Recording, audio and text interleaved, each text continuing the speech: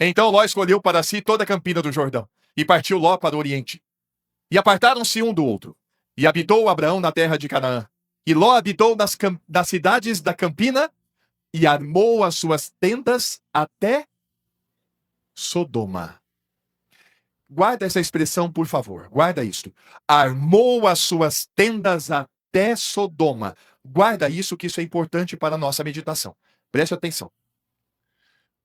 Foi armando suas tendas. Quando ali fala, e armou as suas tendas até Sodoma, a outra versão NVI, que eu vou colocar ali na frente, vai mostrar que ele foi armando as suas tendas. Ele não decidiu ir morar em Sodoma de uma hora para outra. Ele não acordou e falou assim, eu vou morar em Sodoma. Não. Ele foi para a terra aonde estava Sodoma e Gomorra, ele armou a sua tenda próximo, e tudo indica que depois ele chegou um pouco mais próximo, ele foi chegando até chegar em Sodoma. Não foi de uma hora para outra. Ora, como é que era Sodoma? Eram maus os homens de Sodoma e grandes pecadores contra o Senhor. Pergunta que eu faço a você. Será que Ló não sabia disso? Olha o tamanho da advertência. Se Deus colocou isso aqui, Ana Flávia, é porque, com certeza, isso era sabido. Deus estava apenas registrando o momento, a história. E Deus mostra, naquele momento, aonde Ló escolheu seguir este caminho, ele sabia disso, porque está escrito. Se não tivesse escrito, meu amado, a gente até poderia relevar aqui. Mas está aqui, logo em seguida, Deus falando, a terra de Sodoma era uma terra onde os homens eram maus e grandes pecadores contra o Senhor. Quando você ouve falar Sodoma e Gomorra, o que te vem à cabeça? Qual é a visão que nós temos de Sodoma e Gomorra? Dona Joésia, qual é a visão que a senhora tem de Sodoma e Gomorra quando fala disso? Eu vou dizer para vocês o que sempre me vem à cabeça. Uma questão de imoralidade sexual profunda. É o que me vem à cabeça. Mas vamos caminhar um pouco mais. O que era Sodoma?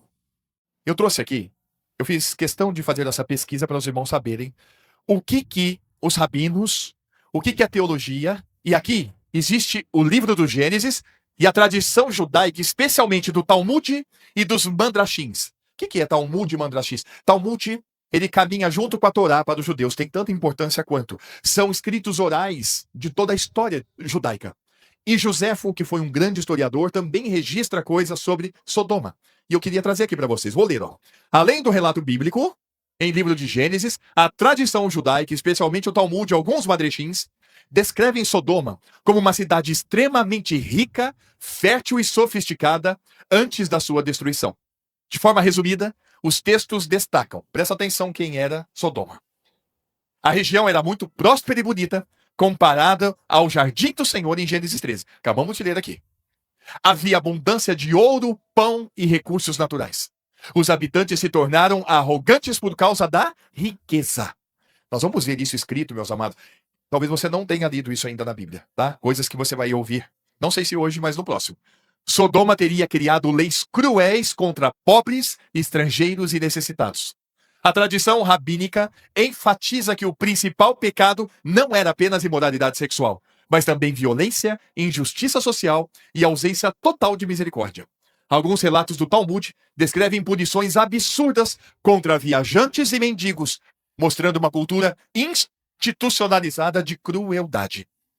Diante disso que eu acabamos de ler aqui, você lembra o que aconteceu em Sodoma e Gomorra?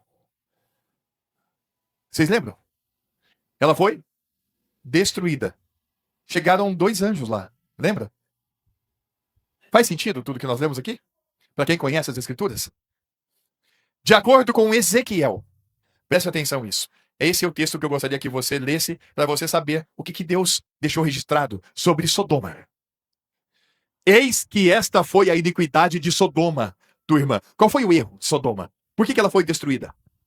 Soberba, fartura de pão e abundância de ociosidade teve ela e suas filhas. O que é ociosidade? Eles tinham riqueza, eles tinham abundância e viviam na farra o dia todo. Soberba.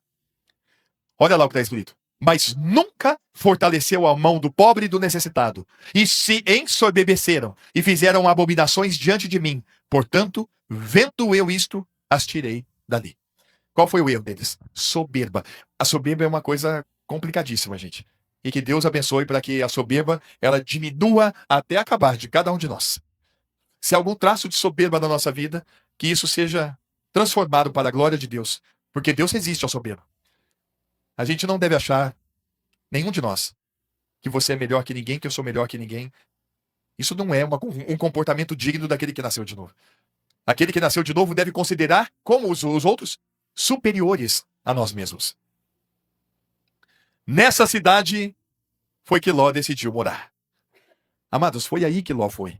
E aqui eu quero encerrar hoje e convidar vocês, porque eu não sei até onde nós vamos aqui. Já está terminando o tempo hoje. Mas presta atenção numa coisa.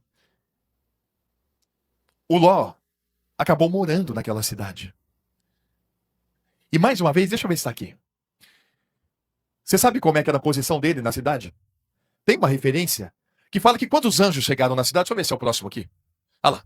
Gênesis 19:1. E vieram os 2 anjos a Sodoma à tarde, e estava Ló assentado à porta de Sodoma. Os irmãos fazem ideia do que significa ele estar assentado à porta da cidade? As amadas sabem aqui? O que significa ele estar à porta da cidade? Ele era um homem de destaque. Ele era como se fosse um juiz ali. Quem ficava à porta da cidade é quem autorizava as pessoas a entrar ou sair. Ele tinha uma posição de destaque. Ele não era uma pessoa que vivia no bairro tal, que era qualquer um ali, não. Ele realmente fazia parte da comunidade de uma forma de destaque. E olha, seu Carlos, é uma coisa que me chama a atenção isso. Ele estava inserido na realidade de Sodoma. Só que tem uma coisa, e aí que me chama a atenção. Isto aqui, Mariana, é que me pegou quando eu estava, mas como? Sabe por quê que eu falo isso? Como? Porque tem uma coisa que é importante da gente lembrar aqui. Gênesis 13:12. Abraão ficou na terra de Canaã, mas Ló mudou o seu acampamento para um lugar próximo de Sodoma. É a outra versão que fala que ele foi e acampou próximo de Sodoma. Ele acampou próximo. Como eu disse para vocês, ele não decidiu de uma hora para outra, eu vou morar em Sodoma. Mas ele escolheu a Campina do Jordão e ele poderia ter ficado em qualquer lugar. Mas ele foi chegando, ele foi chegando, ele foi chegando, ele foi chegando. Isso é uma grande lição para nós. Porque sabe o que Pedro vai falar a respeito de Ló? Quem sabe? Você sabe o que o apóstolo Pedro falou de Ló? Deixa eu ver se é a sequência aqui. Tem esse detalhe. 2 Pedro, capítulo 2, 7 e 8. Mas livrou Ló. O que está escrito lá? Homem justo. Homem justo. Que afligia com o procedimento libertino do que não tinham princípios morais. Pois vivendo entre eles, todos os dias aquele justo se atormentava em sua alma justa por causa das maldades que via e ouvia. Aqui que eu entrei, realmente eu falei, Senhor, me ajuda. O que aconteceu com Ló? Por que ele ficou ali? Me ajudem. Por que Ló ficou lá em Sodoma? Sabendo daquela cidade terrível. Relatos de Sodoma falam que eles usavam o nome dos juízes para tirar sarro do Deus de Israel. E aquele homem estava lá, vivendo à porta, com autoridade dentro da cidade. Mas está escrito aqui, não podemos negar isso. A grande lição de hoje está aqui, ó. Isso é uma coisa que me pegou. Às vezes a gente vai entrando em situações devagarinho. E mesmo sendo uma nova criatura, tem hora que nós entramos em situações aonde chega um momento que você não tem mais como sair fora dela. Eu vou trazer uma coisa mais pesada aqui para vocês, mas é bom para a gente refletir. Está chegando o nosso culto de casais. Dizem casamentos que são isso. A pessoa entra em situação, vai indo dia a dia, vai indo dia a dia, vai indo dia a dia, e de repente o pai perdeu toda a autoridade. Eu tenho visto famílias onde o grande problema sempre é: cadê o cabeça da família? Cadê aquele que para colocar em ordem? Mas a situação do dia a dia vai levando, vai levando, vai levando, vai indo, vai acampando perto, vai mudando a tenda, vai chegando em Sodoma, você vai chegando, vai entrando, e de repente você não acordou. A hora que você viu, meu amado, você estava inserido dentro de uma situação que, se não for a graça de Deus para transformar, muitos vão acabar até o fim da vida sofrendo uma situação, não tem mais força. Ele não tem como corrigir mais, ele não tem mais voz. Logo tinha mais voz. Como é que ele ia sair disso agora? E a história é profunda, gente. Eu convido você a estar domingo que vem aqui. Que nós vamos começar exatamente daqui, ó. Para que você saiba, ou daqui. Deixa eu colocar o próximo. Me ajuda. Ló, mesmo sabendo disso tudo, ele estava preso. Ele não tinha corrente dele, não. Mas ele tinha algo moral aí que foi abalado. Foi abalado. Eu vou só deixar uma pergunta para você, para estimular você a estar aqui domingo que vem. Você sabe o que Ló fez com as suas filhas? Pedro está dizendo que era um homem justo. E eu creio. Não vou negar isso. Você sabe o que ele fez com as suas filhas? A bússola moral de Ló estava alterada. Nós precisamos tomar cuidado na nossa vida. Para que a gente tenha clareza, discernimento e tenha, acima de tudo, coragem de romper com aquilo que não é correto. Tem que ter coragem para romper. Eu convido você a receber de Deus isso. Vamos pedir a Ele, Senhor, nos dê coragem e bom ânimo para podermos viver para a tua glória. Porque às vezes situações estão acontecendo porque a pessoa não tem mais força para sair daquilo.